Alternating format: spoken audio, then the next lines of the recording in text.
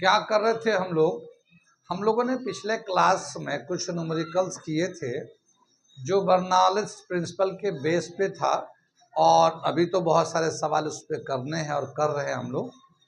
आगे जो theory type का जो टॉपिक आता है वो है adhesive and cohesive force and its application like surface tension. क्या मतलब हुआ कि मॉलिक्यूल के अंदर जो फोर्स होते हैं वो उनको दो कैटेगरी में क्लासिफाई किया था। जो लिक्विड मॉलिक्यूल्स होते हैं स्पेशली, तो उनको दो कैटेगरी में क्लासिफाई किया गया है। एक होता है एडहेसिव फोर्स, एक होता है कोहेसिव फोर्स। और उस फोर्स की वजह से कुछ और टर्म आते हैं, जैसे सरफेस टेंशन आता है, सरफेस एनर्जी आता है। तो आज हम लोग इस टॉपिक को डिस्कस करते हैं। दो तीन छोटे छोटे टॉपिक है, इनको समझते हैं आज। ठीक है, क्या कर रहे थे वही जो करते कहते और सुनते चले आ रहे हैं कि ध्यान में ही ज्ञान है। मैं साबिर अली और आप देख रहे हैं ILCC अली क्लासेस, जो अलीगढ़ बेस्ड नीट जेई का रेजिडेंशियल कोचिंग है। साथ ही AMU, जामिया, BHU और दूसरे यूनिवर्सिटी के दूसरे एंट्रेंस की भी तैयारी कराते हैं, जैसे 9th है, 11th diploma engineer, BSc nursing, CET, CET, paramedical, NDA, CDS वगैरह वगैरह तैयारियां होती है। तो वो लोग जो लोग तैयारी करना चाहते हैं कांटेक्ट कर सकते हैं। ऑनलाइन ऑफलाइन दोनों ही मोड अवेलेबल है। हम लोग आज करेंगे एडहेसिव एंड कोहेसिव फोर्स को। ठीक है, हम लोग कर रहे थे physics class 11 mechanical properties of fluids, और आज हम लोग करेंगे कोहेसिव एंड एडहेसिव फोर्स। ठीक है, ये दे रखा cohesive and adhesive force. Cohesive force किसको कहते हैं वो मैं लिखने जा रहा हूं। ये कोहेसिव फोर्स क्या बताए? कोहेसिव फोर्स में को मतलब लाइक, एक जैसा, एक साथ। तो बोला क्या, ऐसे मॉलिक्यूल जो एक जैसे होते हैं उनके बीच में जो फोर्स होता है उसको हम लोग कहते हैं कोहेसिव फोर्स। ठीक है, जिसमें जितना कोहेसिव फोर्स होगा वो उतना ही स्ट्रॉन्ग एक दूसरे को बाउंड करके रखेगा, बांध के रखेगा। जैसे सॉलिड जानते हैं हम लोग, सॉलिड होता है, सॉलिड में सारे जितने भी आटम्स होंगे या मॉलिक्यूल्स होंगे सब एक दूसरे को बहुत ही स्ट्रांगली बाउंड करके बांध के रखता है। तो वो जो बांध के रखते हैं वो जो फोर्स होता है वो कोहेसिव फोर्स कहलाता है। क्योंकि वो जैसे एक एलिमेंट्स होता है, जैसे कॉपर है, एल्युमिनियम है, आयरन है, गोल्ड है, सॉलिड फॉर्म में है, तो वो तो एटम से मिलके बना हुआ है। गोल्ड के एटम से, कॉपर के एटम से, एल्युमिनियम के एटम से। तो ये जितने भी मॉलिक्यूल एक जैसे, तो उनके बीच में, एक जैसे मॉलिक्यूल के बीच में जो फोर्स होगा वो कोहेसिव कहलाता है। ठीक है, और जैसे जो लिक्विड है, जैसे वाटर है, तो वाटर वाटर वाटर वाटर पानी एक दूसरे पानी को अट्रैक्ट करता है, वो दूसरे को अट्रैक्ट करता है। तो इनमें वाटर के मॉलिक्यूल में आपस में एक तरह का फोर्स होता है। या फिर कोई भी लिक्विड हो, जैसे अल्कोहल हो और कोई दूसरा लिक्विड हो, उनके बीच में आपस में एक तरह का अट्रैक्टिव फोर्स होता है, और उसी फोर्स को हम लोग कहते हैं कोहेसिव फोर्स। एक छोटा सा मैं लिटरल डेफिनेशन लिख देता हूँ समझने के लिए, और बाकी तो एग्जाम्पल समझ ही रहे कि जितने भी सॉलिड होते हैं, लिक्विड होते हैं, सब के बीच में आपस में मालिक फोर्स होता है। जैसे कोई सॉलिड है तो सॉलिड क्यों है? क्योंकि उनके बीच में बहुत ही स्ट्रॉन्ग फोर्स है। तो एक मॉलिक्यूल दूसरे मॉलिक्यूल को बांध के रखा है, या एटम दूसरे एटम को खींच के रखा हुआ है। लिक्विड में भी ऐसे ही होता है, एक दूसरे को अट्रैक्ट करते हैं। तो वो एक दूसरे को लाइक मॉलिक्यूल, लाइक मतलब एक जैसे मॉलिक्यूल के बीच में जो अट्रैक्शन होता है उसी को हम लोग कहते हैं कोहेसिव फोर्स। तो मैं एक लिटरल डेफिनेशन लिख देता हूँ, आगे बढ़ता हूँ। ठीक है, जो सॉलिड है, जो लिक्विड है, एक जैसे है, वो आपस में अट्रैक्ट करते हैं, तो उसी को हम लोग कहते हैं cohesive force. It is the force of attraction between same type of molecules of same type of substance. ठीक है ना, सब्सटेंस कह सकते हैं, मॉलिक्यूल कह सकते हैं, एलिमेंट्स कह सकते हैं, कुछ भी कर लिए, एक ही तरह के उसमें होती है, तो उसको हम लोग कहते हैं cohesive force. Adhesive force, adhere, different type के सब्सटेंस के बीच में जो फोर्स होता है उसको कहते हैं एडहेसिव फोर्स। ठीक है ना, एक सब्सटेंस दूसरे सब्सटेंस के बीच में जो फोर्स ऑफ अट्रैक्शन होता है उसको कहते हैं एडेसिव फोर्स। जैसे हम लोग, ये मैं मार्कर से लिख रहा हूँ वो बोर्ड पे, तो ये बोर्ड पे लिख कैसे रहा है? एडेसिव फोर्स की वजह से, क्योंकि ये मार्कर को मैं घुमा रहा हूँ, जो भी लिखना है लिख रहा हूँ, तो ये बोर्ड के जो मॉलिक्यूल उस पर चिपक जा रहे हैं। तो दो अलग अलग चीज़ें, ये मार्कर एक अलग इंक हो गया, ये बोर्ड अलग मटेरियल हो गया, लेकिन इन दोनों के बीच में एक तरह का फोर्स ऑफ अट्रैक्शन है जो एक दूसरे को अट्रैक्ट कर लेते, बांध लेते हैं, और फिर ये हमें दिखता है।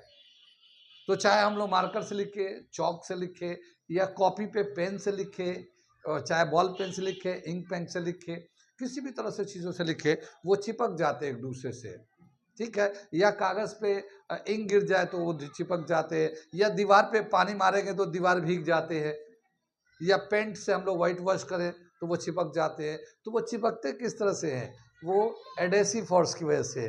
दो डिफरेंट टाइप के सब्सटेंस के बीच में जो अट्रैक्टिव फोर्स होता है उसी को एडेसिव, अडहेर करना, चिपकाना। जैसे हम लोग फेविक्विक होता है, फेविकोक होता है, गम होते हैं, ये सबसे कागजों को चिपकाते हैं, तो वो क्या करते हैं, वो उनके अंदर एक विस्कस नेचर तो होता है, मगर इस प्रॉपर्टी को बोलते हैं, जो फोर्स होता है उसको बोलते हैं एडेसिव फोर्स। जो दो डिफरेंट, यानी कि को जैसे गम है और कागज़ है, तो कागज़ और गम के बीच में एक तरह का फोर्स ऑफ अट्रैक्शन होता है, जुड़ जाते हैं, एक दूसरे को जोड़ देते हैं।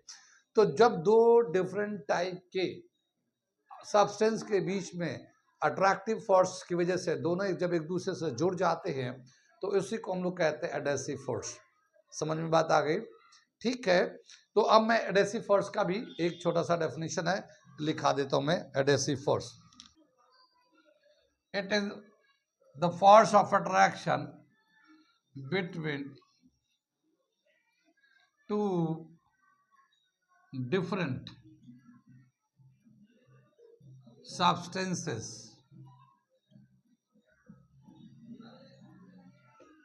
ठीक है ना, टू डिफरेंट सब्सटेंसेस। जैसे वेटिंग ऑफ वाटर, पानी से भीगना। जैसे हम लोग नहाते हैं तो बदन पे पानी गिरता है, पानी चिपक जाता बदन पे, ये एक एडेसिव फोर्स की वजह से चिपकता है ये, ठीक है। पेंट किया, सब जितना आपने बताया, ये सारे जो एग्जाम्पल है, राइटिंग, ठीक है ना, राइटिंग बाय पेन, पेंसिल, ठीक है, पेन, पेंसिल, मार्कर, चौक, कुछ भी ले सकते हैं, इस तरह की चीज़ें। बहुत सारे एग्जाम्पल है एडेसिव फोर्स के, डेली लाइफ में बहुत सारे एग्जाम्पल्स होते हैं। तो ये दो फोर्स होते हैं जो आमतौर पे लिक्विड के अंदर मिलते हैं, एडेसिव फोर्स, कोहेसिव फोर्स। अब क्या बताया कि ये जो फोर्स होता है, एक मॉलिक्यूल दूसरे मॉलिक्यूल को अट्रैक्ट करता है, तो ये जो अट्रैक्टिव फोर्स है कितने दूर तक होता है, उस दूर को हम लोग बोलते हैं रेंज। क्या बोलते हैं? रेंज। तो मैं उसके कितने दूरी तक करता है उसको हम लोग कहते हैं मॉलिक्यूलर रेंज। क्या मतलब हुआ? अब मैं थोड़ा एक डायग्राम बनाता हूं और इस रेंज को बताता हूं। एक होता है मॉलिक्यूलर रेंज, दूसरा होता है स्फीयर ऑफ इन्फ्लुएंस, तीसरा होता है, छोटे छोटे टर्म्स है, सरफेस फिल्म। तो ये छोटे छोटे टर्म एक ही जगह मैं समझाता हूं, इसे नोट कर ली, मैं मिटाता। ये तीन टर्म है, molecular range, sphere of influence and surface film. इन तीनों को मैं एक साथ समझा रहा हूं, एक ही जगह ये तीनों आ जाएंगे आपको। क्या बताया कि एक मॉलिक्यूल है, जैसे मैं ले लेता हूं वाटर का मॉलिक्यूल। वाटर तो जानते हैं, वाटर का देखा होगा, ये H2 है ये, ठीक है, H2 है। और इसका हम लोग स्ट्रक्चर बनाते हैं तो कैसा बनता है, ये ऑक्सीजन है ये, और ये हाइड्रोजन ऐसे लगा होता है, डेल्टा पॉजिटिव हाइड्रोजन पे होता है, और यहाँ पे दो लोन पेयर होते हैं, और यहाँ डेल्टा नेगेटिव होता है, यहाँ पे भी ऑक्सीजन पे डेल्टा नेगेटिव होता है। इलेक्ट्रोनेगेटिविटी केमिस्ट्री में पढ़ा तो होगा, ऑक्सीजन की इलेक्ट्रोनेगेटिविटी ज़्यादा होता है, हाइड्रोजन का इलेक्ट्रोनेगेटिविटी कम होता है, तो ऑक्सीजन जो है बॉन्डेड इलेक्ट्रॉन को अपनी तरफ खींच लेता है, तो ऑक्सीजन के पास नेगेटिव चार्ज ज़्यादा हो जाता है और पॉजिटिव चार्ज कम हो जाता है हाइड्रोजन के पास, तो हल्की सी पोलैरिटी डेवलप हो जाता है, ऑक्सीजन नेगेटिव चार्ज हो जाता है और हाइड्रोजन जो है ना पॉजिटिव चार्ज होता है। साथ ही ऑक्सीजन पे 2 लोन पेयर होते हैं, तो इस तरह का एक स्ट्रक्चर होता है, इसको हम लोग कहते हैं टेट्राहेड्रल स्ट्रक्चर। कितनी बात समझ में आई? और ये क्या होता है, एक मॉलिक्यूल होता है जिसपे एक जगह पॉजिटिव यानी हाइड्रोजन के पास तो पॉजिटिव चार्ज आ जाता है और ऑक्सीजन के पास नेगेटिव चार्ज आता है, तो ये एक पोलर मॉलिक्यूल हो जाता है, यानी नेगेटिव चार्ज पॉजिटिव चार्ज अलग अलग हो जाते हैं, ये न्यूट्रल नहीं होता। अब जब पोलर मॉलिक्यूल हो जाता है तो ये ऑक्सीजन जो है दूसरे मॉलिक्यूल के हाइड्रोजन को अट्रैक्ट करने लगता है, दूसरे मॉलिक्यूल के हाइड्रोजन को अट्रैक्ट करने लगता है। जब ये अट्रैक्ट करेगा तो कितना दूर तक इसका अट्रैक्शन होगा, जितना दूर तक ये अट्रैक्शन फील करेंगे उसको कहते हैं हम लोग मॉलिक्यूलर रेंज। ठीक है, जितना डिस्टेंस तक इसका फोर्स ऑफ अट्रैक्शन किसी भी मॉलिक्यूल का, जो पोलर मॉलिक्यूल है जहाँ पे एडेसिव फोर्स या कोहेसिव फोर्स जिसकी भी हम बात कर रहे हैं, जितना दूर तक उसका इन्फ्लुएंस रहता है उसको कहते हैं मॉलिक्यूलर रेंज। तो मैं एक छोटा सा डेफिनेशन लिखता हूँ मॉलिक्यूलर रेंज का, लेकिन क्या देखा गया कि इन जनरल जैसे सॉलिड में या लिक्विड में जो है आमतौर पर 10⁻⁻⁹ मीटर तक मॉलिक्यूलर रेंज होता है। क्या उसके 10⁻⁹ मीटर तक उसका फोर्स ऑफ अट्रैक्शन रहता है मॉलिक्यूल के बीच में, जो कोहेसिव फोर्स। तो मैं एक छोटा सा डेफिनेशन लिखता हूं और उसके बाद उसको आगे बढ़ाता हूं। ठीक है, ये दे रखा है मॉलिक्यूलर रेंज। क्या दे रखा है? Maximum distance up to which a molecule can exert some appreciable force of attraction on other molecule, यानी एक मॉलिक्यूल कितना दूर तक फोर्स ऑफ अट्रैक्शन रखता है उसी को हम लोग मॉलिक्यूलर रेंज कहते हैं। It is 10⁻⁹ metre in solid और लिक्विड। ठीक है, सॉलिड एंड लिक्विड में लेंगे तो ये इतना है। कितनी बात सुनी? यहाँ पे क्या बताया कि एक अगर मान लो इसको हम लोग बनते हैं कि मान लो ये एक हम लोगों ने मॉलिक्यूल रखा है, ये एक मॉलिक्यूल हुआ और ये अट्रैक्ट करेगा। जैसे हम लोग यूनिवर्सल लॉ ऑफ ग्रेविटेशन के हिसाब से जानते हैं कि दुनिया के हर चीज़ अट्रैक्ट करता, न्यूटन ने बताया था कि दुनिया के सभी चीज़ें एक दूसरे को अट्रैक्ट करती है, चाहे वो छोटा हो चाहे वो बड़ा हो। अब जैसे एक मॉलिक्यूल है तो ये अट्रैक्ट करेगा, तो यहाँ मान लो यहाँ के चीज़ को अट्रैक्ट कर लेता है। मैं मान लिया कि ये यहाँ के चीज़ को अट्रैक्ट कर लेता है, ये यहाँ का भी अट्रैक्ट कर लेता है, हल्का यहाँ तक ये अट्रैक्ट कर लेता है, मान लिया हम लोगों ने। तो यहाँ तक जो है ये अट्रैक्ट कर लेता है, तो ये इसका रेंज हो गया, ये मॉलिक्यूलर रेंज हो गया, यानी ये मॉलिक्यूल इतने दूर तक अट्रैक्ट कर लेता है। कितनी बात समझिए, ये मॉलिक्यूलर रेंज हो गया।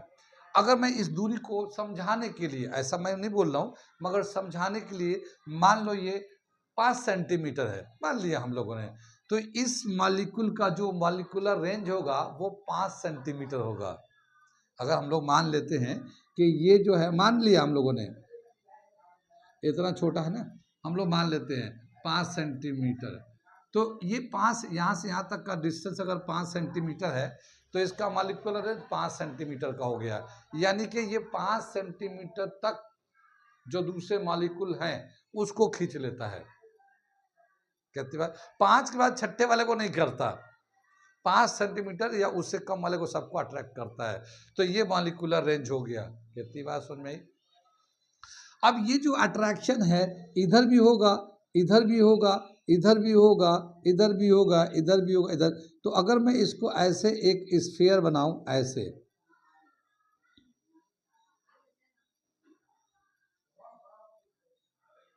मैं इसको अगर एक स्फीयर बनाता हूं ऐसे, ठीक, तो ये हमारा एक स्फीयर बन जाएगा इस तरह से।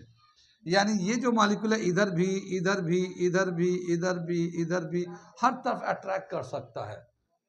तो इसको हम लोग क्या कहेंगे स्फीयर ऑफ इन्फ्लुएंस, ये जो दूसरा टर्म दे रखा है स्फीयर ऑफ इन्फ्लुएंस, यानी कि इस मॉलिक्यूल का इधर लेफ्ट राइट टॉप बॉटम जिधर देखो इतने दूर तक इसका इन्फ्लुएंस है, और इस सबको मिलाएंगे तो एक स्फीयर बन जाता है, तो इसको हम लोग कहते हैं स्फीयर ऑफ इन्फ्लुएंस। ठीक है, तो मैं इसको भी एक छोटा सा डेफिनेशन लिख देता हूँ स्फीयर ऑफ इन्फ्लुएंस का, यहाँ पे लिख देता हूँ। ये मैं डेफिनेशन इसको पढ़ देता हूँ। A sphere is drawn around a molecule as centre and with a radius equal to molecular range is called sphere of influence of the molecule. ये एक मॉलिक्यूल है, इस मॉलिक्यूल के अराउंड में एक स्फीयर ड्रॉ करते हैं, ये मॉलिक्यूल को सेंटर पे लेते हैं, और जो मॉलिक्यूलर रेंज था, ये जो रेंज था उसको रेडियस लेते हैं और एक स्फीयर बनाते हैं। तो इसी स्फीयर को हम लोग कहते हैं स्फीयर ऑफ इन्फ्लुएंस। कितनी बात में, यानी इस मॉलिक्यूल का जो अट्रैक्शन होगा इसके अंदर हर जगह है मगर इसके बाहर नहीं होगा, इसके अंदर हर जगह होगा मगर इसके बाहर नहीं होगा, तो इसको हम लोग कहते हैं स्फीयर ऑफ इन्फ्लुएंस। कितनी बात सुन में आई। अब तीसरा जो टर्म दे रखा है सरफेस फिल्म। सरफेस का मतलब ये होता है कि मान लो एक लिक्विड लेते हैं हम लोग कंटेनर में, तो जाहिर है पूरा कंटेनर तो वो लिक्विड से भरा हुआ, लेकिन एक उसका सरफेस होगा, ठीक है, तो सरफेस होगा, तो सरफेस पे जो अट्रैक्शन होगा यानी कि जो मॉलिक्यूल्स होंगे उसका एक अट्रैक्शन होगा, तो कितना सरफेस का थिकनेस है जहाँ पे उस मॉलिक्यूल का अट्रैक्शन होता है उसको एक हम लोग कहते हैं सरफेस फिल्म। तो मैं एक उसको एक डायग्राम बना के दिखाता हूँ इसी तरह से, ठीक है, मगर एक लिक्विड कंटेनर में लेके बता रहा हूँ। ओके, इसे नोट कर लीजिए। ठीक है, एक हमने ये एक लिक्विड लिया एक कंटेनर के अंदर, इसके अंदर लिक्विड है, हम लोगों ने 3 अलग अलग पॉइंट्स को सिलेक्ट किया, कई सारी बातों को बताना है तो मैंने एक ही फिगर ले लिया। अब देखिए एक मॉलिक्यूल जो है ना, लिक्विड का मॉलिक्यूल यहाँ पे है, ठीक, ये इसका जो हमने रेड पेन से दिखाया है ये स्फीयर ऑफ इन्फ्लुएंस है। कितनी बात सुन में, स्फीयर ऑफ इन्फ्लुएंस हो गया।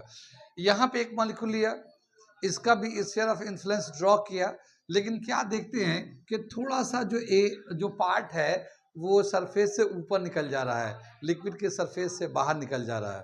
कितनी बात सुन में। और यहाँ पे एक और ऊपर सरफेस पे मॉलिक्यूल लिया, बिल्कुल ऊपर में टॉप में, तो देखते हैं कि इसका ज़्यादातर हिस्सा बाहर निकल जा रहा है, ठीक, कितनी बात सुन। लेकिन ये स्फीयर ऑफ इन्फ्लुएंस तो कहलाएगा ना, तो जितना इसका रेडियस है, जैसे यहाँ से यहाँ तक जो रेडियस है, लेकिन इसका जो रेंज है इसको हम लोग बोल सकते हैं ना मॉलिक्यूलर रेंज, क्योंकि मॉलिक्यूलर रेंज तो स्फीयर का रेडियस के बराबर होता है। जो स्फीयर ऑफ इन्फ्लुएंस होता है उसका जो रेडियस होता है वो मॉलिक्यूलर रेंज कहलाता है। तो हम लोगों ने ये रेडियस ले लिया, इस मॉलिक्यूलर रेंज का रेडियस ले लिया और ये एक स्ट्रिप बना दिया, तो ये ABCD ये एक रेक्टेंगुलर स्ट्रिप बन गया। ये जो रेक्टेंगुलर स्ट्रिप है इसी को हम लोग सरफेस फिल्म बोलते हैं, लेकिन हम लोग ने नीचे ले रखा है, सरफेस ऊपर है, तो हम लोग यहाँ पे ऐसे ले सकते हैं इसको। तो जो सबसे टॉप पे ये जो बन रहा है ना ये सरफेस फिल्म कहलाएगा। कितनी बात सुनिए, सरफेस फिल्म का मतलब ये है कि जो टॉप का एरिया है और जितना मॉलिक्यूलर रेंज का रेडियस है उसी के बराबर हम लोग एक थिक जो ना रीजन ले लेंगे, ऐसे थिक रीजन ले लेंगे और इसी को हम लोग कहेंगे सरफेस फिल्म। ये तो सरफेस हो गया, फिल्म मतलब the thickness of the liquid equal to molecular range is equal to surface film. यहाँ पे मॉलिक्यूलर, इसमें सब लिक्विड है, ये इसमें इस तरह से लिक्विड है, तो इसको कहते हैं सरफेस फिल्म। मैं एक छोटा सा डेफिनेशन लिख देता हूँ सरफेस फिल्म का, ठीक है, लिटरल डेफिनेशन, ताकि बाद में आपको काम है एग्जाम के लिए। ये हमारा एक डेफिनेशन लिख दिया हमने इसका सरफेस फिल्म का, a thin film of liquid near its surface, यहाँ पे सरफेस पे एक थिन फिल्म लेते हैं, having thickness equal to molecular range is called surface film. यानी ये जो थिकनेस है ये मॉलिक्यूलर रेंज के बराबर है सरफेस पे, और इसी को हम लोग सरफेस फिल्म बोलते हैं। कितनी बात सुन में, ये सरफेस फिल्म का डेफिनेशन हो गया। यहाँ तक समझ में आ गया। ये छोटे छोटे डेफिनेशन है मैं लिखवा रहा हूँ अभी। आगे दे रखा है सरफेस टेंशन, ठीक है। सरफेस टेंशन क्या होता है और उसका रिलेशन क्या होता है वो हम बताने जा रहे हैं, यहाँ तक नोट कर लीजिए। ये आ गया सरफेस टेंशन। ये हम लोगों ने एक लिक्विड ले लिया और लिक्विड लेके हम लोग सरफेस टेंशन को समझने की कोशिश कर रहे हैं कि क्या चीज़ है ये। बताया क्या एक लिक्विड है और इसमें हम लोगों ने एक मॉलिक्यूल यहाँ पे सेलेक्ट कर लिया। तो ये मॉलिक्यूल जो है इसका स्फीयर ऑफ इन्फ्लुएंस होगा, तो इसका स्फीयर ऑफ इन्फ्लुएंस ये बना लिया। और ये जो स्फीयर ऑफ इन्फ्लुएंस है इसको इधर से भी मॉलिक्यूल अट्रैक्ट करेगा, इधर से भी अट्रैक्ट करेगा, यानी इधर भी अट्रैक्ट कर रहा होगा, इधर से भी अट्रैक्ट करेगा, तो नेट फोर्स कितना होगा? 0। इधर से भी करेगा, इधर से भी करेगा, तो कितना होगा? Net force 0। यानी इस मॉलिक्यूल पे चारों तरफ से जो फोर्स लगेगा ना वो नेट फोर्स 0 हो जाएगा, क्योंकि इधर भी अट्रैक्शन होगा, इधर भी अट्रैक्शन होगा, सामने से भी होगा, पीछे से भी होगा, ऊपर से भी होगा, नीचे से, हर तरफ से अट्रैक्शन हो रहा होगा। या ये किसी को अट्रैक्ट करा होगा तो इधर से जितना अट्रैक्ट करा होगा इधर से भी उतना ही अट्रैक्ट करा होगा, तो नेट फोर्स 0 आ जाएगा, ठीक है।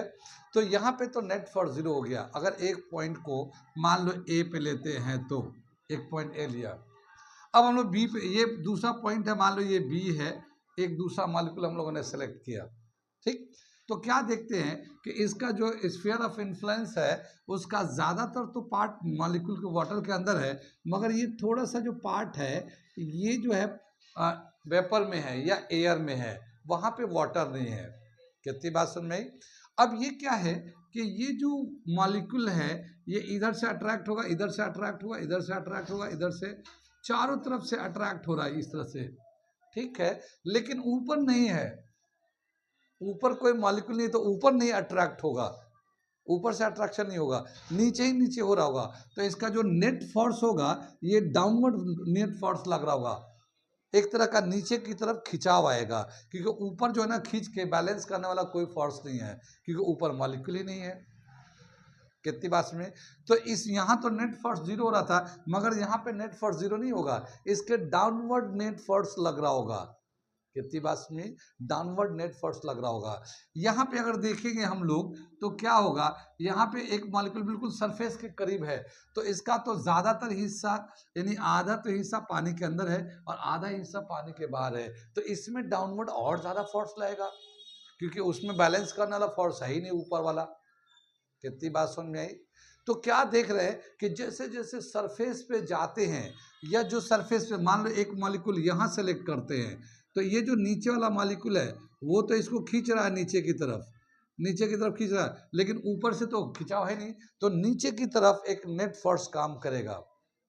तो क्या देखते हैं कि मान लो अगर ये हमारा एक इस तरह से लिक्विड का स्फीयर है, जो ऊपर सरफेस पे, मान लो जो एक सिलेंडर हमारा कंटेनर है, तो ऊपर में सरफेस है ऐसे सिलेंड्रिकल, जैसे ग्लास पे पानी लेते हैं या इस तरह का सिलेंडर कोई कंटेनर है, तो पूरा ये जो लेवल है ये इसका जो सरफेस पे है ना नीचे की तरफ डाउनवर्ड फोर्स लग रहा होगा, तो ये जो है सरफेस ये थोड़ा सा नीचे हो जाएगा, ये थोड़ा सा नीचे हो जाएगा फोर्स।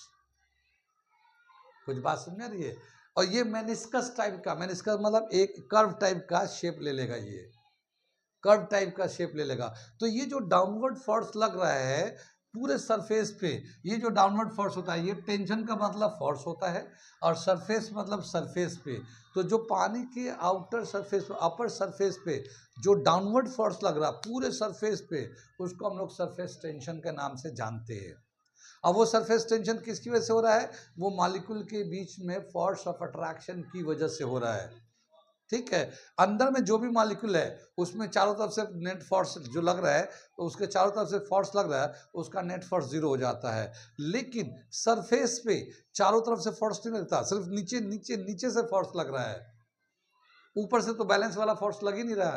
तो वो जो है अपर सरफेस, आउटर सरफेस जो है, जो सरफेस है वो थोड़ा सा डाउन भी हो जाता है। डाउन इसलिए होता है यानी कि मेनिस्कस टाइप का बनता है, जैसे हम लोग फिजिक्स में मेनिस्कस बोलते हैं, मेनिस्कस, ये इस तरह से एक शेप बन जाता है मेनिस्कस, ये इधर से बन जाता है, नीचे हो जाता है, वो इसलिए कि वो मॉलिक्यूल एक दूसरे को खींचते रहते हैं नीचे की तरफ, तो नेट फोर्स नीचे लगता है। और ये जो टोटल फोर्स लग रहा है पूरे सरफेस पे, इसको कहते हैं सरफेस टेंशन। कितनी बात समझ में आई? आगे चले, आगे चलते हैं। इसको हम लोग एक और एग्जाम्पल से समझा सकते हैं। हम लोग एक और एग्जाम्पल देखते हैं। जैसे मान लो एक हमारा ये कंटेनर है, ये हम लोगों ने एक लिक्विड ले लिया, ठीक है, पूरा लिक्विड हो गया। इसकी सरफेस पे एक थिन थ्रेड, पतला सा धागा डाल दिया। क्या? पतला सा धागा डाला, हल्के से डाल दिया। अब इस थ्रेड पे क्या होगा, इस थ्रेड के जो फाइबर होगा उसको वाटर मॉलिक्यूल जो है, वाटर मॉलिक्यूल या जो भी लिक्विड है, वो इसको इधर से भी अट्रैक्ट करेगा, इधर से भी अट्रैक्ट करेगा, इधर से भी अट्रैक्ट करेगा, इधर से भी अट्रैक्ट, दोनों तरफ से फोर्स लग रहा होगा, दोनों तरफ से फोर्स लग रहा होगा। ये पूरे लेंथ पे, यानी जितना बड़ा फाइबर होगा, थ्रेड होगा, पूरे लेंथ पे फोर्स लग रहा होगा। कितनी बात समझ में? और जितना ज्यादा लंबा लेंथ होगा उतना ज्यादा फोर्स लग रहा होगा, छोटा सा लेंथ होगा तो थोड़े से फोर्स लगेगा। तो क्या देखा गया कि जो सरफेस का जो फोर्स होता है या सरफेस टेंशन जो होता है वो किसी भी बॉडी पे टेंजेंशियल लगता है, टेंजेंशियल फोर्स लगता है किसी बॉडी पे, और दोनों तरफ से लगता है, इधर से भी लगता है, इधर का भी मॉलिक्यूल इधर खींचेगा, इधर का मॉलिक्यूल इधर खींचेगा, तो दोनों तरफ से लगता है, इक्वल एंड अपोजिट लगता है। कितनी बात समझ में आई? तो क्या देखा गया कि जो सरफेस पे लिक्विड होते हैं, कोई अगर थ्रेड रखा जाए या किसी भी बॉडी को रखा जाए तो उस पे दोनों तरफ से equal and opposite force body पे टेंजेंशियली लगता है। ठीक है, तो एक सरफेस टेंशन का एक जो डेफिनेशन दे रखा, लिटरल डेफिनेशन, वो सरफेस टेंशन का मैं लिखता हूँ, फिर उसके आगे मैं और बताता हूँ। बात समझ में आ रही है ना कि किस तरह से फोर्स काम करता है। यहाँ पे ये समझ में आ गया कैसे इसमें खींचता है। यहाँ पे भी हमने बताया था कि नीचे से डाउनवर्ड फोर्स लगता है, तो क्या होता है कि जब नीचे की खींचता है तो वो जो सरफेस है जो ऐसे फ्लैट था, नीचे खींचने की वजह से वो उसको करीब आ गया। करीब आने का मतलब क्या हुआ, सरफेस एरिया डिक्रीज कर गया, कम हो गया। पहले के मुकाबले में जो फ्लैट ऐसे होता, अब वो नीचे की तरफ खींचने की वजह से, जैसे हमारा एक चीज है ऐसे हमारा फ्लैट है ये बिल्कुल, और ये बीच में अगर मान लो यहाँ से खींचा जाए, अगर बीच में खींचेंगे तो क्या होगा, ये करीब आ जाएगा थोड़ा सा, ये नीचे की तरफ झुक जाएगा। ये जैसे मान लो एक ये थ्रेड है, इसका लेंथ ऐसे है, सीधा है तो, लेकिन अगर किसी तरह से ये ऐसे हो जाए, थोड़ा नीचे झुक जाए, तो जाहिर है इसका डिस्टेंस ये करीब हो, कम हो जाएगा, ये डिस्टेंस कम हो जाएगा, ये नीचे झुक गया। ऐसे यहाँ पे क्या होता है कि सरफेस टेंशन यानी मॉलिक्यूल का जो मॉलिक्यूलर फोर्स होता है, उस फोर्स की वजह से सब सरफेस पे जो है ना, जो फ्री सरफेस होता है नीचे की तरफ खींच जाता है, और नीचे खींचने की वजह से वो थोड़ा मेनिस्कस बना लेता है, मेनिस्कस करने की वजह से उसका सरफेस एरिया डिक्रीज कर जाता है। नहीं, जितना इसका ऐसे होना चाहिए था वो थोड़ा सा नीचे खींचने की वजह से अब ये लेंथ कम हो जाता है, सरफेस एरिया कम हो जाता है मेनिस्कस बनने की वजह से। कितनी बात सुनी? तो ये सरफेस जो सरफेस टेंशन है, हम लोग डेफिनेशन एक लिख रहे हैं इसको दिख बताने के लिए सरफेस टेंशन क्या होता है। ठीक है, इसका ये डेफिनेशन दे रखा है, एक क्या दे रखा है, it is a property by virtue of which the free surface of a liquid at rest behave like an elastic stretched membrane tending to contract so as to occupy minimum surface area। क्या मतलब हुआ कि ये एक तरह का force है free surface पे, फ्री सरफेस की एक प्रॉपर्टी होती है जिसकी वजह से जब वो लिक्विड रेस्ट में होता है तो वो एक इलास्टिक मेम्ब्रेन की तरह काम करता है, और वो चाहता है कि कॉन्ट्रैक्ट होके कम से कम एरिया कवर करे, tending to contract so as to occupy minimum surface area. यानी जैसे ये नीचे की तरफ खींचता है, यहाँ पे बताए ना, नीचे की तरफ खींचेगा तो वो थोड़ा सा इस तरह से मेनिस्कस टाइप का हो जाएगा, तो सरफेस एरिया कम हो जाएगा, क्योंकि पूरा ऐसे पहले सर्किल की तरह था पूरा सरफेस, अब थोड़ा सा नीचे की तरफ चला जाएगा तो सरफेस एरिया कम हो जाएगा। तो ये एक प्रॉपर्टी है, लिक्विड की प्रॉपर्टी है, क्योंकि लिक्विड जो होते हैं कोहेसिव फोर्स होता है उसके बीच में, तो सारे मॉलिक्यूल एक दूसरे को खींच रहे होते हैं, लेकिन सरफेस पे अनबैलेंस्ड फोर्स होने की वजह से, सरफेस पे नीचे का तो फोर्स है ऊपर में नहीं है, तो अनबैलेंस्ड फोर्स है, उसकी वजह से नीचे एक मेनिस्कस टाइप का बनता है। ठीक है, और ये जो है इसी को सरफेस टेंशन के नाम से जानते हैं हम लोग, और इसी का एक ये डेफिनेशन दे रखा है, कि it is property by virtue of which the free surface of a liquid acts like behave like an elastic stretched membrane. Elastic stretched membrane tending to contract so as to acquire minimum surface area. कम से कम area रखे, इस तरह का वो एक करता है, बिहेव करता है। कितनी बात समझ में आई? तो ये तो हमारा एक डेफिनेशन हो गया जो सरफेस टेंशन का लिटरल दे रखा। लेकिन ये हम लोगों ने बताया कि ऊपर में अनबैलेंस फोर्स होने की वजह से अपर सरफेस थोड़ा सा नीचे की तरफ झुक जाता है, मेनिस्कस बन जाता, थोड़ा कर्व बना लेता है। ठीक, यहाँ तक समझ में आया। अब ये बताया कि जो सरफेस है जो मेनिस्कस टाइप का बना हुआ है उस पर अगर कोई थ्रेड रखते हैं तो वो मॉलिक्यूल एक दूसरे को दोनों तरफ से, एक थ्रेड को दोनों तरफ से फोर्स काम करता है। ठीक है, तो ये जो फोर्स है और ये जो लेंथ है, बताया कि जो फोर्स है वो जो लेंथ है उसके डायरेक्टली प्रोपोर्शनल है। जितना लंबा लेंथ होगा उतना ज़्यादा फोर्स लगेगा। ठीक है, तो ये जो फोर्स, इसको भी हम लोग बोलेंगे सरफेस टेंशन ही कहते हैं, लेकिन इसको मैग्नीट्यूड कितना हुआ वो हम लोग देखते हैं। तो क्या बताया कि मैग्नीट्यूड को कैसे कैलकुलेट करते हैं हम लोग, तो इससे कैलकुलेट करते हैं कितना सरफेस टेंशन है, उसका मैग्नीट्यूड कितना है, तो उसको हम लोग इससे कैलकुलेट कर सकते हैं, इस एक्सपेरिमेंट से। अब यहाँ पे क्या दे रखा है कि जो force of attraction is directly proportional to, force is directly proportional to length of the fibre thread. ठीक है ना, कितनी बात सुन में? ये डायरेक्टली प्रोपोर्शनल है। इस प्रोपोर्शनलिटी को हटाने के लिए एक कांस्टेंट यूज करते हैं और वो है टी एल। ठीक है ना, टी होता है टेंशन, सरफेस टेंशन। ठीक है, टेंशन का फॉर्मूला होगा फोर्स अपॉन एल, और सरफेस टेंशन का, सरफेस टेंशन इसको क्या बोलते हैं हम लोग? Surface tension is equal to force upon length.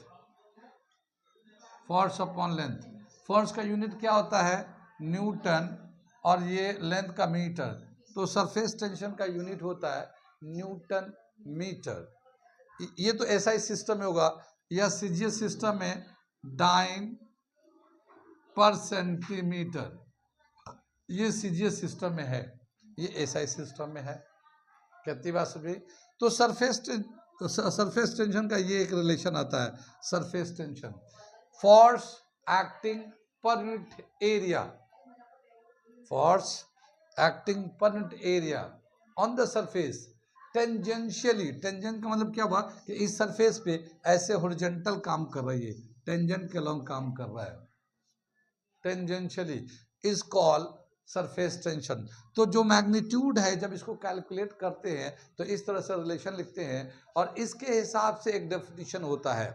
तो मैं इसके हिसाब से डेफिनेशन लिख रहा हूँ इसको, सरफेस टेंशन का।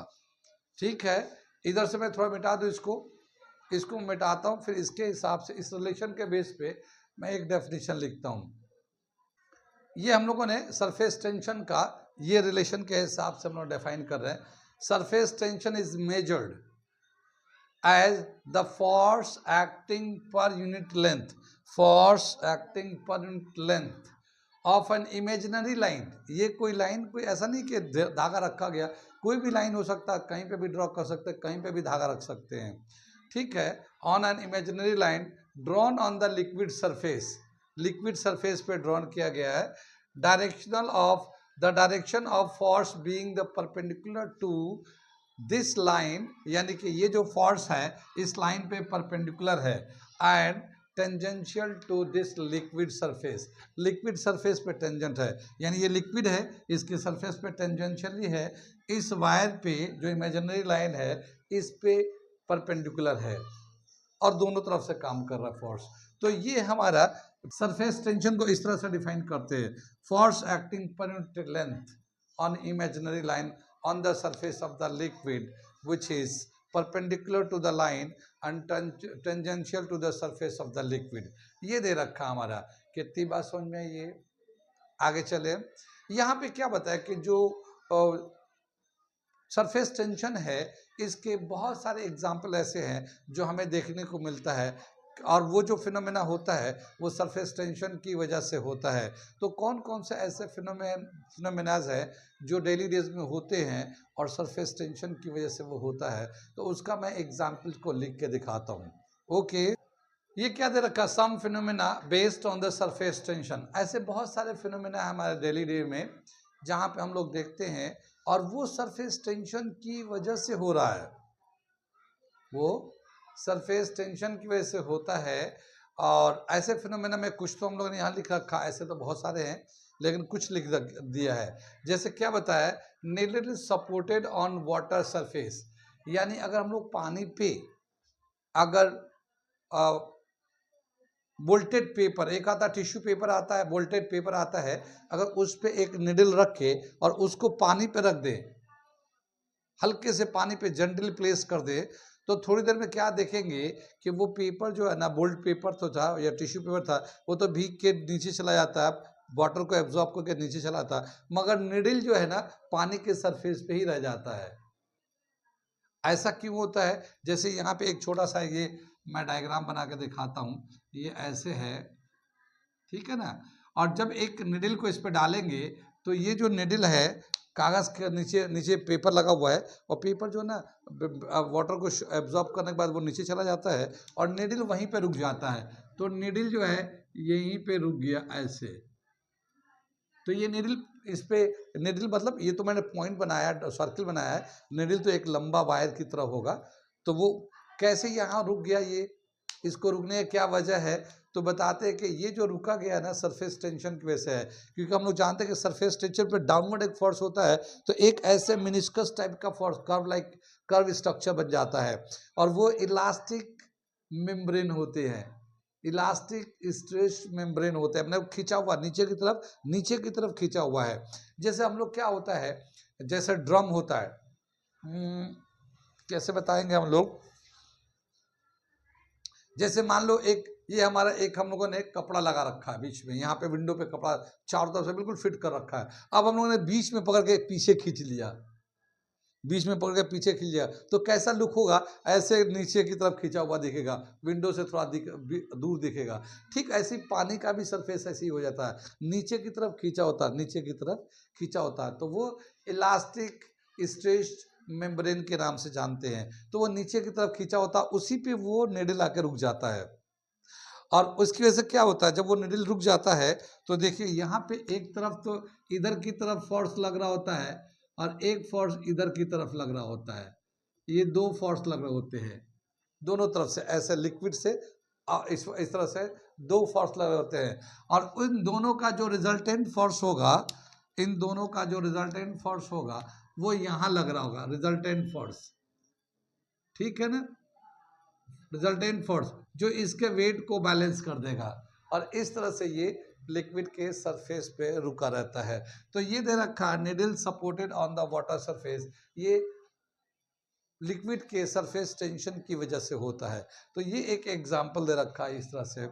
ऐसी दे रखा endless water thread on a soap film, मतलब क्या बताया कि एक हमारा फिल्म होता है, जैसे हम लोग ने खेलते हैं ऐसा आता है, एक रिंग की तरफ होता है, उसमें लेते हैं सोप का सोल्यूशन उसमें डालते हैं, ऐसा फूक मारते हैं, तो देखो स्फेरिकल बन बन के निकलता है, एग्जीबिशन में मिलता है, हम लोग लाते हैं, 10 रुपया 20 रुपया का आता है। तो लिक्विड होता है, सोप का लिक्विड होता है, उसको डीप करके लाते हैं और जब हल्के से फूकेंगे ना तो वो स्फेरिकल बबल बन के निकलता था। बहुत बहुत सारे कलर्स भी आते हैं, बहुत सारा कलर्स भी दिखता है, देखा तो होगा, बचपन में खेला होगा वैसा। तो बताया क्या कि अगर ऐसा ही कोई एंडलेस हो, जैसे ये हम लोगों ने बना रखा ये कि मान लो ये एक हमारा ये हमारा फ्लूइड है, मतलब ये हमने एक फ्लूइड इस पे रख दिया है, ये डीप करके लाया हम लोगों ने, और इसमें एक थ्रेड है, जो थ्रेड है कैसा है वो, ये इस तरह से ऐसे है ये थ्रेड, ठीक है, कितनी बात सुन में। तो ये हम लोगों ने एक फ्लूइड था जो हम लोगों ने उसमें सोप पे डिप करके लाया, तो ये पूरा फ्लूइड था, इसमें एक थ्रेड था। अब हम लोगों ने क्या किया, इसके बीच में हम लोग क्या करेंगे, होल कर देंगे, तो ये कैसा हो जाएगा हमारा, ये फिर कैसा हो जाएगा, ये हमारा ये बिल्कुल ऐसा सर्कल, ये बिल्कुल ऐसा हो जाएगा, ये स्फेरिकल हो जाएगा, सर्किल की तरह हो जाएगा ये, इस तरह से ये पूरा खुल जाएगा ये। अगर मैं ऐसे सुराख कर दे तो ये पीछे की तरफ हटेगा, ये सब पीछे की तरफ हटेगा और पीछे हटने के बाद ये सर्किल बन जाएगा ये। तो ये जो बनता है ये हमारा सरफेस टेंशन की वजह से ही बनता है, क्योंकि सरफेस पे खींचने की ताकत होती है। अभी हमने बताया था ना कि इमेजिनरी लाइन होते हैं, एक फोर्स काम करता है जो टेंजेंशियली होता है लिक्विड के सरफेस पे और थ्रेड पे परपेंडिकुलर होता है, तो ये इसको खींच के ले जाते हैं और इस तरह से रिंग बन जाता है। तो ये जो बनता है ना, ये हमारा सरफेस टेंशन की वजह से बनता है। ठीक है, कितनी बात सुन में ये समझ में आ गया है। Rain drop are generally in spherical shape. क्या बताते हैं कि जाहिर है ये तो मेनिस्कस जो बनता है उसमें क्या होता है, एरिया कम होता है, एरिया डिक्रीज करता है। तो बड़ा कंटेनर है तो एरिया कितना, थोड़ा मेनिस्कस बनेगा। लेकिन अगर छोटे छोटे लिक्विड के ड्रॉप हो, लिक्विड होंगे तो वो क्या होता है कि वो अपने आप को स्फेरिकल बना लेते हैं। स्फेरिकल बना लेने से सबसे कम सरफेस एरिया होता है, सबसे कम स्फेरिकल जो सरफेस एरिया होता है वो स्फीयर में होता है। तो कोई भी ज्योमेट्रिकल फिगर लेंगे अगर सेम मेजरमेंट का, तो उसमें सबसे कम एरिया जो आएगा वो स्फीयर का आता है। तो बताते हैं कि जो स्फीयर है उसका सबसे कम एरिया होता है। और वाटर ड्रॉपलेट जो आते हैं आइस के पीसेस होते हैं, लेकिन वो जब नीचे आते हैं तो आते आते मेल्ट होते थे तो वो वाटर ड्रॉपलेट बन जाते हैं, मगर वो स्फेरिकल शेप के होते हैं, इसलिए कि उनका जो अपना सरफेस टेंशन होता है सारे मॉलिक्यूल को खींच लेता है और एक स्फीयर बना लेता है जहाँ पे सरफेस एरिया कम से कम हो जाए। इसमें भी हमने बताया था, जहाँ पे डेफिनेशन लिखा था कि वो इस तरह से tend to contract to have minimum surface area, definition में लिखा था हमने कि वो चाहता है कि मिनिमम सरफेस एरिया हो जाए। तो उसकी वजह से तो यहाँ पे जो वाटर रेन ड्रॉप जो ना स्फेरिकल होता है वो किसकी वजह से होता है, सरफेस टेंशन की वजह से होता है।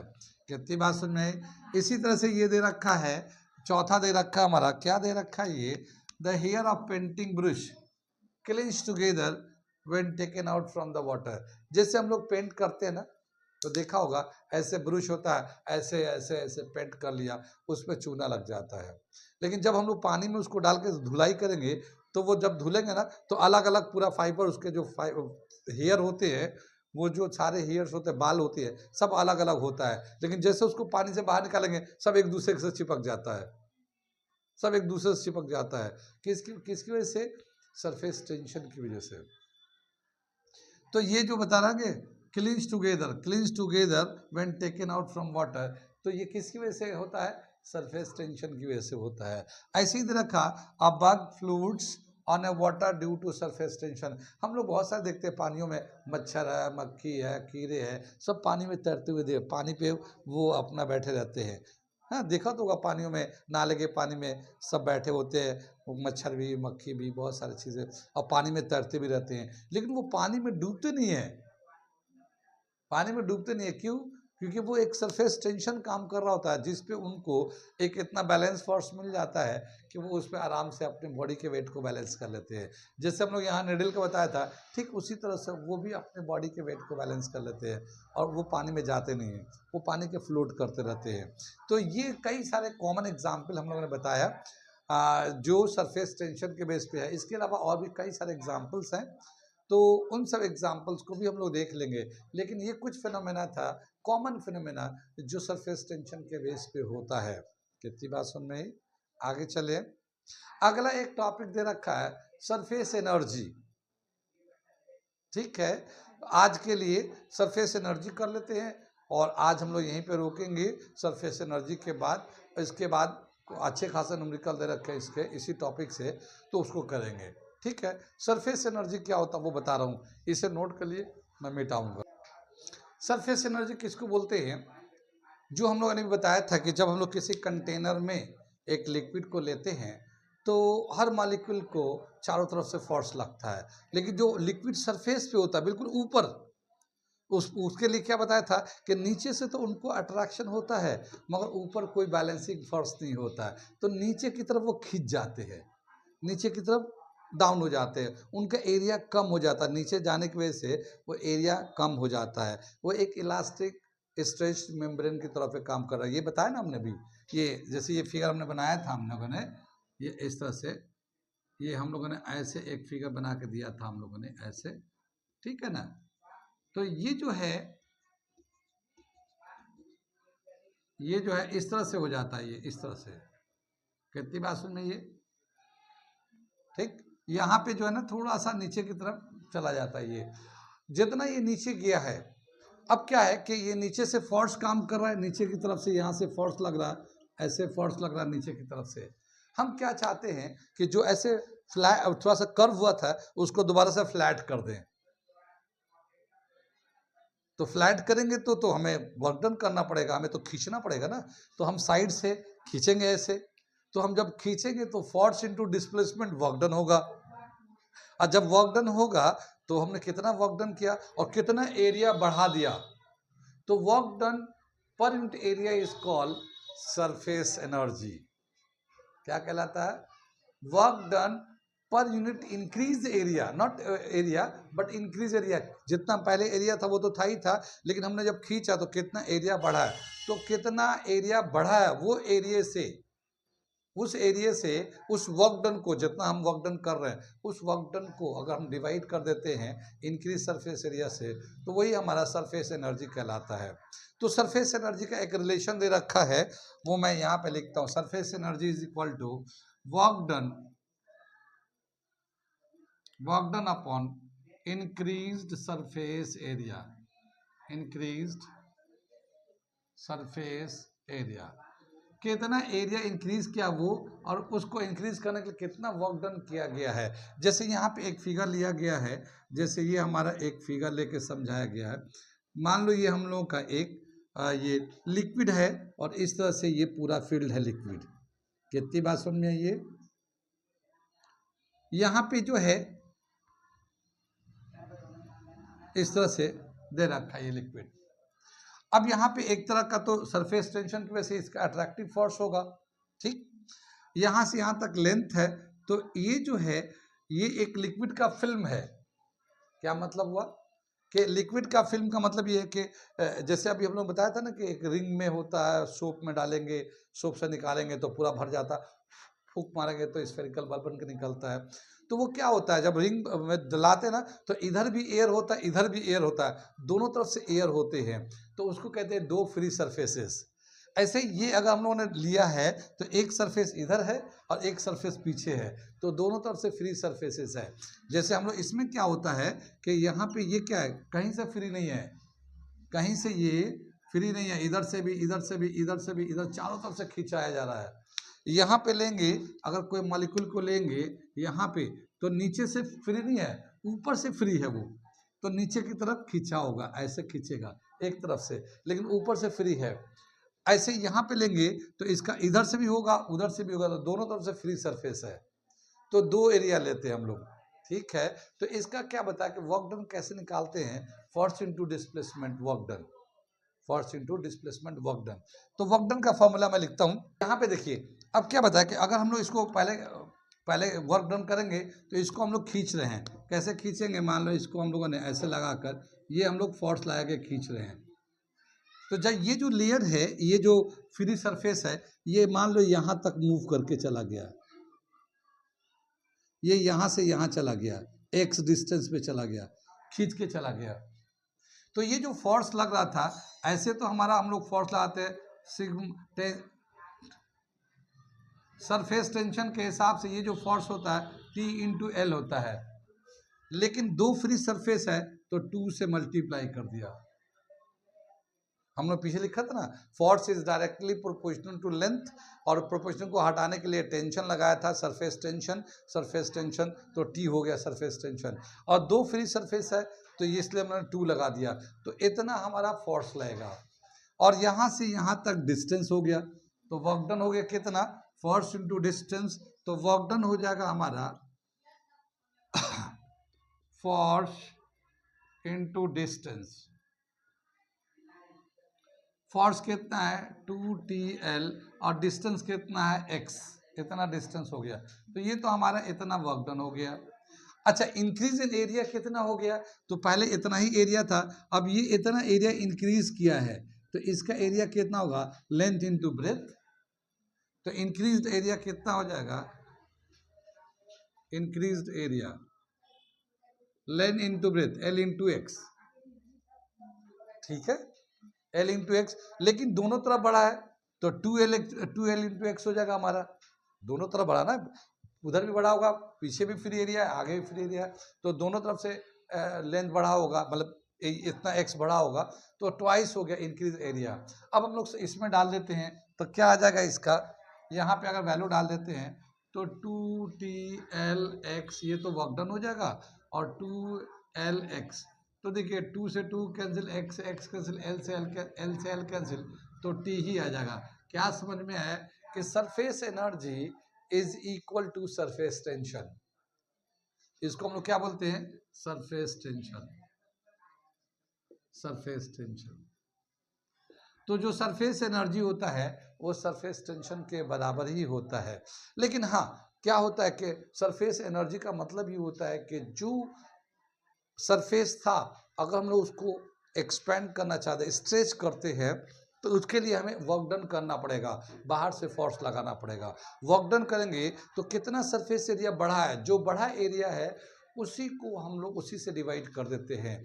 अब क्या होता है कि ये वर्क डन का यूनिट होता है joule energy, energy per unit area इसको बोल सकते हैं, कि वो जो हम लोग जब स्ट्रेच करेंगे तो वर्क डन करेंगे तो उतना एनर्जी हम लोग देंगे, भाई बाहर से हम लोग खींच रहे हैं ना, तो हम लोग उतना एनर्जी हम लोग देंगे, तो उसका इतना पोटेंशियल एनर्जी बढ़ जाएगा पर यूनिट एरिया, यानी जब हम लोग स्ट्रेच करेंगे तो उतना पोटेंशियल एनर्जी, जितना भी वैल्यू आएगा उतना पोटेंशियल एनर्जी पर वैल्यू पर एरिया बढ़ जाएगा उसका। और जब हम स्ट्रेच करते हैं तो इसका मतलब ये कि हम एनर्जी देते हैं और उस लिक्विड का सरफेस पे पोटेंशियल एनर्जी बढ़ जाता उसका। कहाँ कहाँ समझ में आया, कहाँ कहाँ नहीं आया, समझ में आ गया। तो ये था हमारा आज का छोटा सा टॉपिक, छोटा तो नहीं है, ठीक ठाक हो गया, डेफिनेशन ज़्यादा है इसमें, cohesive force, adhesive force, surface tension, figure, कुछ एग्जाम्पल्स और सरफेस एनर्जी भी।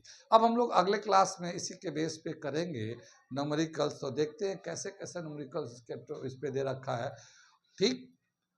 वो बच्चे जो पहली दफ़ा हमारा वीडियो देख रहे हैं और अगर अच्छा लग रहा है तो आप हमारे चैनल को सब्सक्राइब कर लें, साथ ही वो बच्चे जो 11-12 में है वो तो ज़रूर सब्सक्राइब कर ले, और वो बच्चे जो आने वाले 8, 9, 10 में और आने वाले दिनों में न्यू जेईई की तैयारी करेंगे वो सब्सक्राइब कर ले, क्योंकि हमारे चैनल पे कंटेंट भी है, प्रोग्राम भी है, प्लानिंग भी है, एग्जीक्यूशन भी है, बहुत सारी चीज़ें हैं और हम लोग बहुत सारे प्रोग्राम चल भी रहे हैं। तो अगर आप चाहते हैं कि आप अपने आने वाले दिनों में न्यू जेईई को क्रैक करें, पहले अटेम्प्ट में ही गवर्नमेंट कॉलेज मिले, डिसअपॉइंट ना हो फ्यूचर में जाके, तो आप हमारे चैनल को ज्वाइन कर ले, सब्सक्राइब कर ले और हमें मैसेज करें कि आप क्या करना चाहते हैं, हमसे जुड़े आप। Okay, thank you.